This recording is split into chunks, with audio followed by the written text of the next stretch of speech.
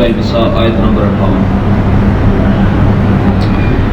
اعوذ باللہ من الشیطان الرجیم، بسم اللہ الرحمن الرحیم۔ ان اللہ یأمرکم ان تؤدوا الامانات الى اہلها وَإِذَا حَكَمْتُمْ بَيْنَ النَّاسِ أَن تَحْكُمُوا بِالْعَدْلِ إِنَّ اللَّهَ نِعِمَّا يَعِظُكُم بِهِ إِنَّ اللَّهَ كَانَ سَمِيعًا بَصِيرًا۔ إِنَّ اللَّهَ يَأْمُرُكُم،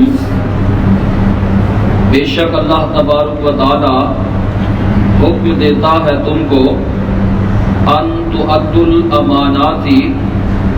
کہ تم امانتیں پہنچاؤ، الی اہلہا، ان کے اہل تک، واذا حکمتم، اور جب تم فیصلہ کرنے لگو، بین الناس، لوگوں کے درمیان، ان تحکموا بالعدل، کہ تم فیصلہ کرو انصاف کے ساتھ، ان اللہ نعما یعظکم بہ، بے شک اللہ تبارک و تعالی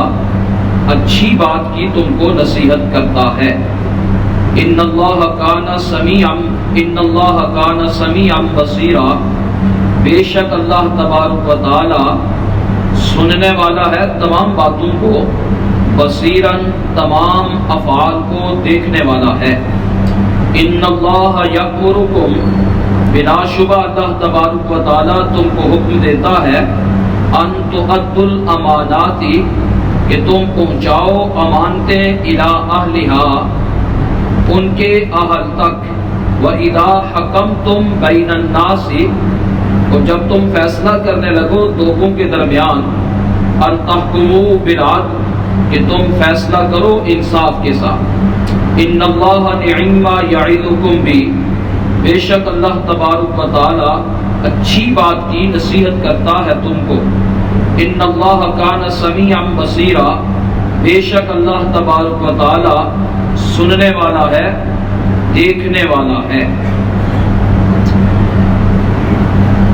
یہاں سے اللہ تبارک و تعالی اجتماعی احکامات ذکر فرما رہے ہیں، اور اجتماعیت کے لیے اصول،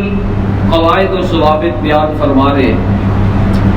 فرمایا ان اللہ یأمرکم ان تؤدوا الامانات الی اہلہا،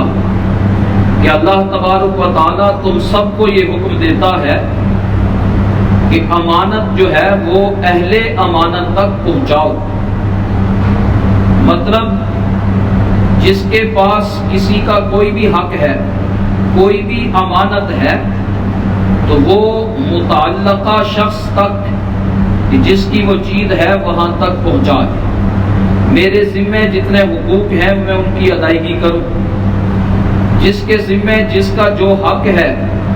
جو امانت ہے اس کے پاس، وہ اہل امانت تک، یعنی ان کے مالکوں تک اس امانت کو پہنچا دے۔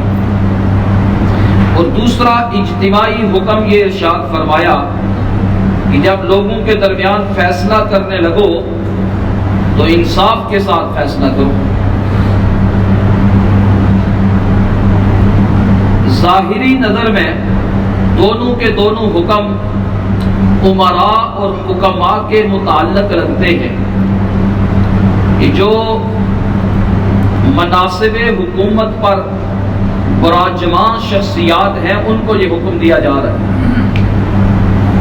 کسی کے پاس کوئی عہدہ ہے، منصب ہے، حکومتی کارندہ ہے، افسر ہے، اس کو یہ حکم دیا جا رہا ہے، جن کے ہاتھوں میں قوم کی ڈور ہے ان کو یہ بظاہر حکم دیا جا رہا ہے۔ البتہ آیت کے عموم کا فائدہ اٹھاتے ہوئے تمام لوگوں کو یہ حکم ہے کہ ہر بندہ اپنے دائرہ کار میں امانت کی پاسداری کرے، ہر بندہ اپنے دائرہ کار کے اندر امانت کی پاسداری کرے، یہ اللہ کا اس کو حکم ہے۔ اس آیت کے شان نزول میں تفسیر مظہری میں طبقات ابن سعد کے حوالہ سے حضرت قاضی ثناء اللہ پانی پتی رحمہ اللہ نے ایک واقعہ ذکر کیا ہے کہ بیت اللہ کی جو خدمت تھی نا، لوگ اس کو سعادت سمجھا کرتے تھے۔ بیت اللہ کی جو خدمت تھی اس کو لوگ اپنے لیے سعادت اور اعزاز سمجھا کرتے تھے، اور ایک دوسرے سے بڑھ چڑھ کے بیت اللہ کی خدمت کیا کرتے تھے۔ چنانچہ جو اشراف تھے نا، وہ بھی حاجیوں کو پانی پلانا اپنے لیے بڑی سعادت سمجھا کرتے۔ حضرت عباس رضی اللہ تعالی عنہ، آپ علیہ الصلوۃ والسلام کے عم محترم چچا حضور، وہ یہی کام کیا کرتے تھے، زمزم پلاتے تھے۔ اور حضرت ابو طالب کے ذمہ بھی بہت ساری اس طرح کی ذمہ داریاں تھیں۔ جو چابی اٹھانے والے، بیت اللہ کو جو کھولنے والے تھے، حضرت عثمان بن طلحہ رضی اللہ تعالی عنہ،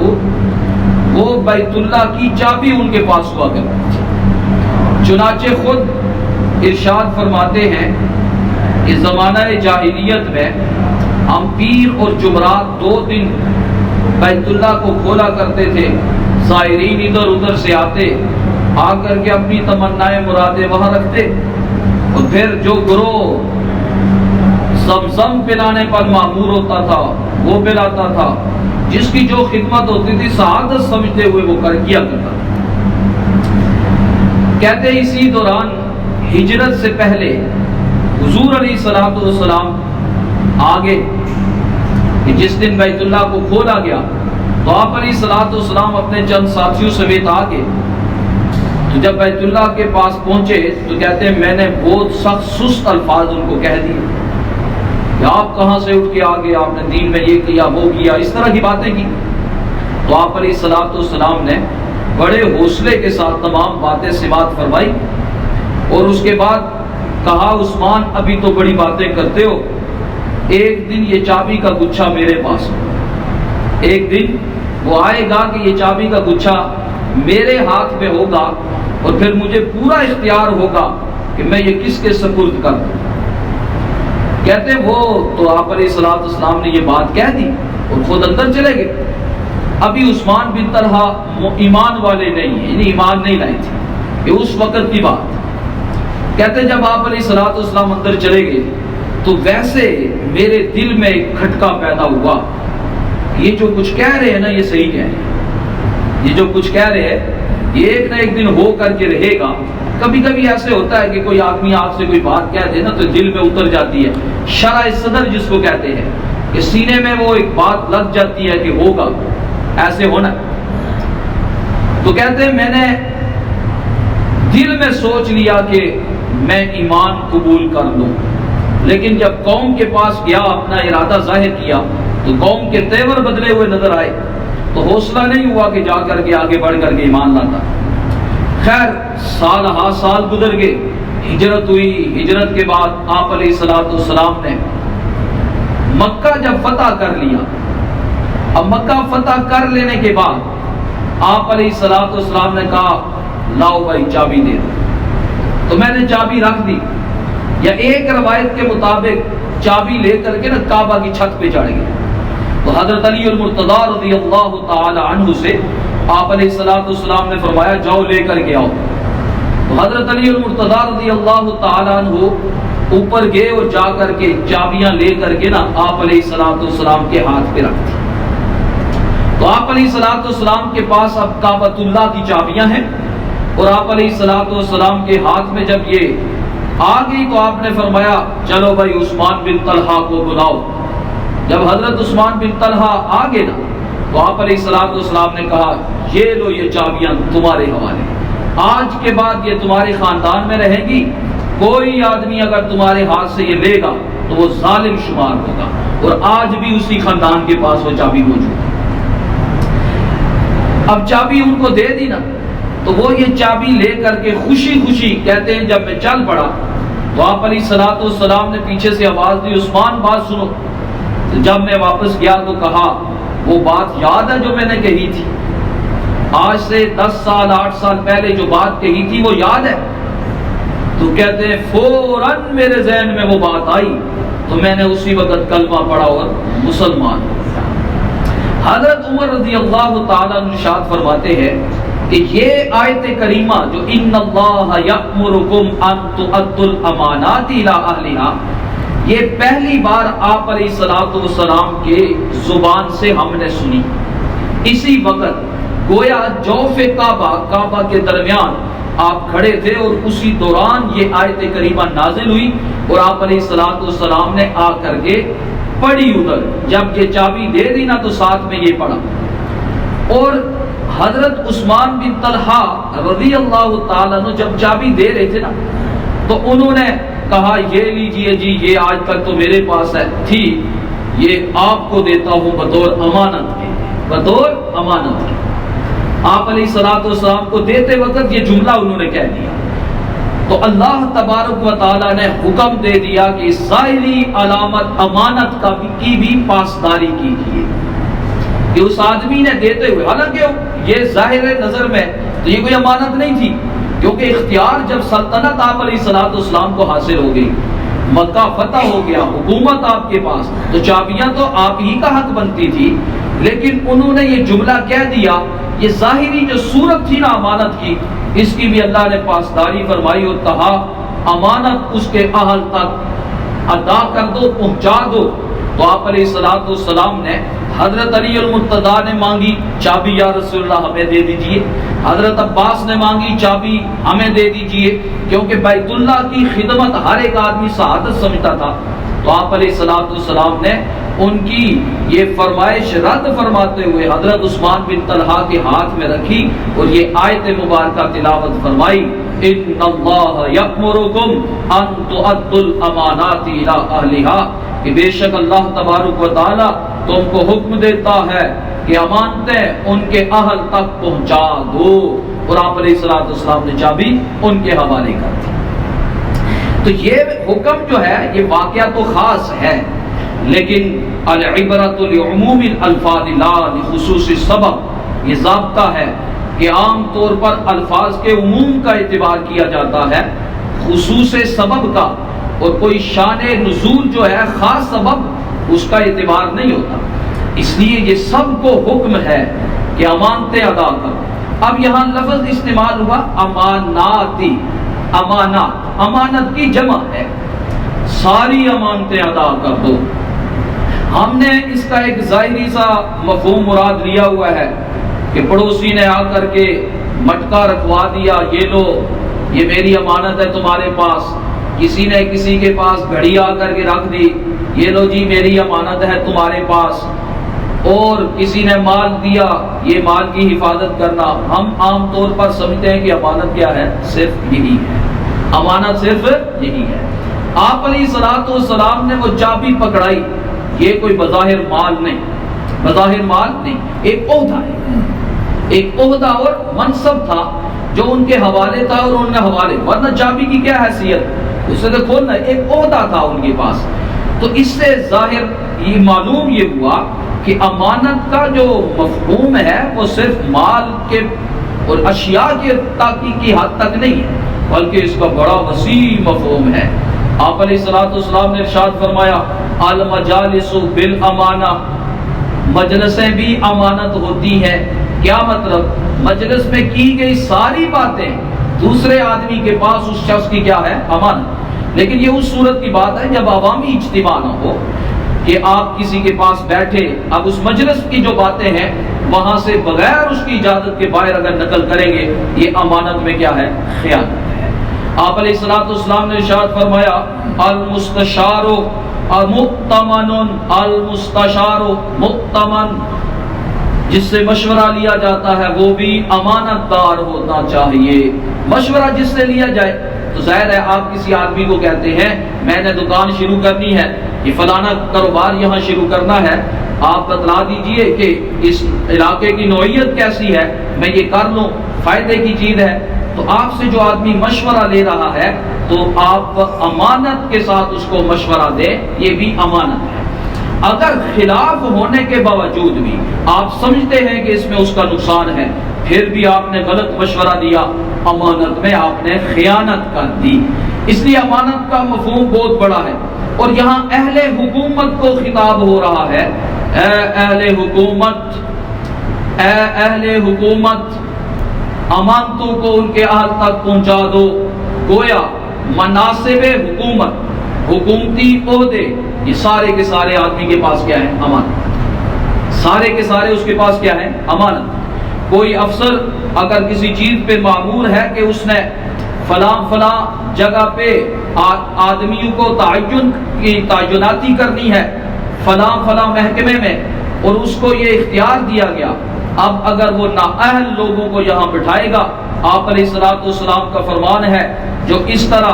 کسی کو یوں نااہل آدمی کو کسی جگہ پہ لگا دے گا، رشوت لے کے، سفارش سن کر کے، اپنی رشتہ داری کی وجہ سے، تعلقات کی بنیاد پہ، آپ علیہ الصلوۃ والسلام نے ارشاد فرمایا اس پر اللہ کی لعنت، اس کا نہ فرض قبول نہ نفل قبول، اس کا نہ فرض قبول نہ نفل قبول. تو حکومتی جتنے بھی عہدے ہیں یہ ان کے پاس کیا ہے؟ امانت. ایسے ہی جس آدمی کی جتنا دائرہ کار ہے، ایک آدمی سے مسجد مدرسے سے متعلق ہے وہاں کا، یا مسجد کی کمیٹی کا چیئرمین ہے، صدر ہے، تو اس میں اس کے لیے ضروری ہے کہ امام مسجد مقرر کرنا ہے، تو اب اس کی تمام چیزیں دیکھ کر کے امام کے جو اہل ہو اسی کو بنائے، اپنی رشتہ داری کو نہ دیکھیں، اپنے تعلقات سفارشوں کو مت دیکھیں، صرف اہل افراد جو ہے ان کو وہاں پر لے کر کے جائیں. اور پھر دوسرا جو حکم دیا نا، فرمایا جب لوگوں کے درمیان فیصلہ کرنے لگو تو انصاف کے ساتھ فیصلہ. اب یہ بھی بظاہر حکم حکمرانوں کو لگتا ہے، امراء کو لگتا ہے، لیکن عام طور پہ آپ گاؤں دیہاتوں میں چلے جائیں نا تو وہاں نہ عدالتیں ہوتی ہیں، نہ تھانے کچہریاں ہوتی ہیں. وہاں دیکھا جاتا ہے کہ جو ایک معتبر آدمی ہے اس کے پاس دو آدمی اپنا قضیہ لے کر کے آ جاتے ہیں، جناب ہماری یہ والی بات ہوئی ہے، آپ فیصلہ فرما دیجئے. تو کہا وہاں بھی تعلقات کی بنیاد پر فیصلہ نہیں کرنا، جب بھی کرنا ہے انصاف کے ساتھ فیصلہ. اب اس میں پہلے امانت کا تذکرہ ہوا، پھر عدل و انصاف کا تذکرہ ہوا. شاید اس ترتیب میں اللہ تبارک و تعالی قوم کو یہ بتلانا چاہ رہے ہیں کہ اے قوم، جب تم نے عہدوں پر نااہل افراد بٹھائے ہوں گے نا، تو پھر جتنی مرضی دعائیاں دیتے رہو، تم کبھی بھی عدل و انصاف قائم نہیں کر سکتے. جب تم نے عہدوں پر ہی نااہل لوگ بٹھائے ہوئے، امانت دار ہے ہی نہیں، تو پھر کیسے جا کر کے عدل و انصاف کریں گے؟ تو پہلے ترتیب رکھی کہ امانتیں اہل تک پہنچاؤ، یعنی حکومتی عہدوں کی تقسیم یہ عدل کی بنیاد پر جب ہوگی، امانت کی بنیاد پر جب ہوگی تو لا محالہ پھر عدل و انصاف قائم ہوگا. لیکن اگر آپ نے پہلے ہی عہدے پیسے دے کر کے لگائے ہیں، تھانے دار کی تعینات ہوئی اور اس نے خوب رشوت لگائی، آپ بتلائیے نا اس نے اپنے رشوت کے پیسے پورے کرنے کے نہیں کرنے، عدل و انصاف کہاں کرے گا؟ وہ غریب کی تو پٹائی لگائے گا، امیر سے پیسے بٹورے گا، جیبیں بھرے گا. کیوں؟ اس لیے کہ وہ اہل ہی نہیں اس کو دے گا. تو اہل کو جب امانت حوالے ہوگی تو لا محالہ پورے ملک میں عدل و انصاف قائم ہوگا. اور اس میں ایک بنیادی اور اصولی جو غلطی ہے جو آج بھی حکومتوں کے اندر موجود ہے، اس کی بھی نشاندہی فرما دی گئی کہ اہل افراد کو امانت حوالے کرنی. اس سے یہ بات پتہ چل گئی کہ حکومتی آبادی کے صوبے کی آبادی کے تناسب سے عہدے تقسیم نہیں کیے جا سکتے. جو جتنے باشندے ہیں یا جس صوبے کا جتنا کوٹا ہے وہ لازماً وہاں اسی صوبے سے پورا کرنا ہے. کہ چیف جسٹس کو ہم نے فلانے صوبے ہی سے لینا ہے، اگرچہ دوسرے صوبے کے لوگ اہل ہوں، زیادہ اہل ہوں، زیادہ مناسب ہوں، لیکن ہمیں اس قانون نے جھگڑا ہوا ہے کہ ہم نے اس کوٹے سے نکلنا نہیں پائے. تو قرآن پاک کی یہ آیت جو ہے اس کی بھی کیا کر رہی ہے؟ نفی کر رہی ہے کہ یہ نہیں ہو سکتا کہ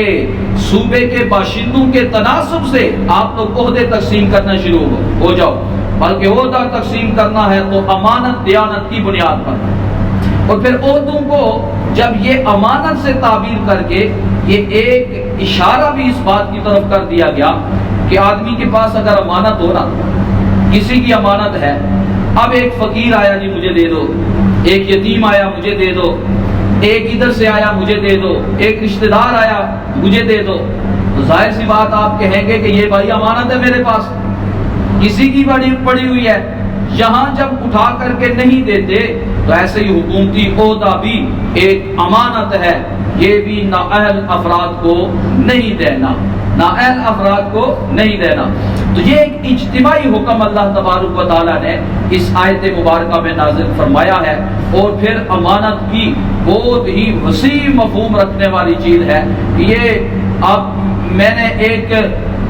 معاہدہ کیا ہوا ہے ایک ادارے کے ساتھ کہ میں نے یہاں یہ کام کرنے،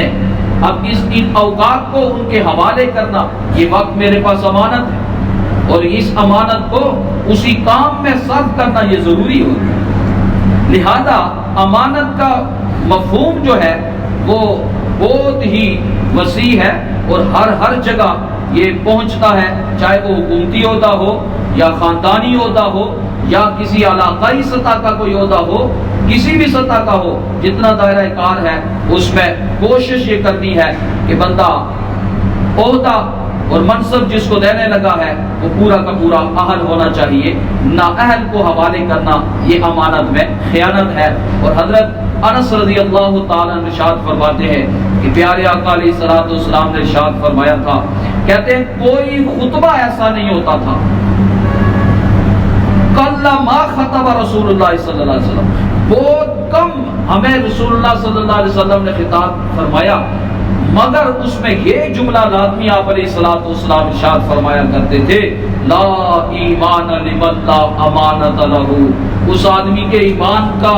کوئی اعتبار نہیں جس میں امانت داری نہ ہو، جس میں امانت داری نہ ہو۔ اور پھر آپ علیہ الصلوۃ والسلام نے یہ بھی ارشاد فرمایا، اذا وصل الامر الى غیر اہلہ فانتظر الساعہ، جب معاملات حکومتی عہدے غیر نااہل لوگوں کے حوالے ہو جائیں تو پھر بس قیامت کا انتظار کرو، پھر قیامت کا انتظار کرو۔ اس لیے فرمایا ان اللہ یأمرکم ان تؤدوا الامانات الی اہلہا، اللہ تم کو حکم دیتا ہے کہ امانتیں ادا کر دو، پہنچا دو الی اہلہا، ان امانت داروں تک، ان امانت والوں تک۔ وَإِذَا حَكَمْتُمْ بَيْنَ النَّاسِ، جب لوگوں کے درمیان فیصلہ کرنے لگو، ان تحکموا بالعدل، یہ کہ تم انصاف کے ساتھ فیصلہ کرو۔ ان اللہ نعم ما یعظکم بہ، بے شک اللہ تبارک و تعالی اچھی بات کی تم کو نصیحت کرتا ہے، دنیاوی اعتبار سے بھی اچھی ہے، اخروی اعتبار سے بھی اچھی ہے۔ دنیا میں اچھی اس نوعیت سے کہ حکومت میں استحکام پیدا ہوگا، جب ہر عہدے پر اہل فرد بیٹھا ہوگا اور ہر بندے کو انصاف ملے گا، بتلائیے اس سے بہتر استحکام ہو سکتا ہے؟ بہترین استحکام حکومت کو حاصل اسی چیز سے ہوگا، دنیا کا فائدہ بھی ہے اور اخروی فائدہ تو ہے ہی ہے کہ اللہ تبارک و تعالی امانت کی پاسداری کرنے والوں کو، عدل و انصاف کرنے والوں کو اچھا بدلہ دے گا، ثواب عطا کرے گا۔ ان اللہ نعم ما یعظکم بہ ان اللہ کان سمیعا بصیرا، اور آخر میں وہی بات پھر اللہ اپنی صفات ذکر کر دیتا ہے، دیکھو تمہاری جتنی بھی باتیں ہوتی ہیں نا جو عدل و انصاف پر مبنی ہوں گی، جو باتیں ہوں گی وہ اللہ سنتا ہے، وہ اللہ سنتا ہے، اور جو اس معاملے میں تم گڑبڑیشن کرو گے، گڑبڑ کرو گے، اللہ اس کو دیکھتا ہے۔ یا ان الفاظ میں کہہ لیجئے کہ اللہ تبارک و تعالی سنتا ہے جو لوگ بولتے ہیں نا، اور جن کو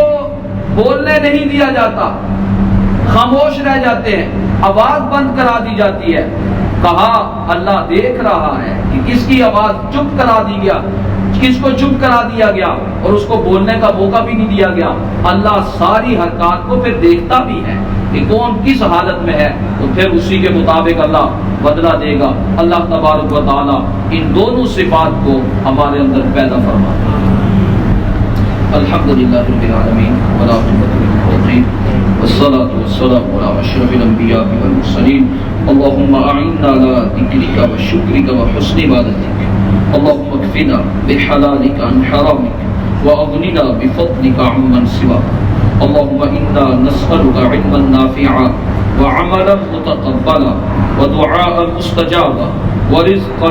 طيبا واسعا وشفاء من كل داء ربنا تقبل منا إنك أنت السميع العليم